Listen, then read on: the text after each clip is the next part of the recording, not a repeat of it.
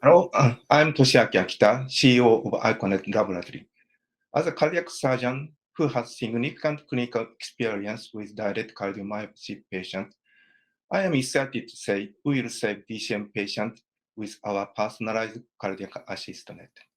We are very experienced teams with deep expertise in medicine, technology, and business. Until now, there has been no effective treatment for DCM besides heart transplantation and ventricular assist device, which comes with immunosuppression, high cost, and serious complication. Drug cannot stop cardiac remodeling. To solve this unmet needs, we created personalized cardiac assist net. Our patented device secures the left ventricle without constraining the right ventricle. This is the key to a successful treatment and improved long-term outcome for our patients.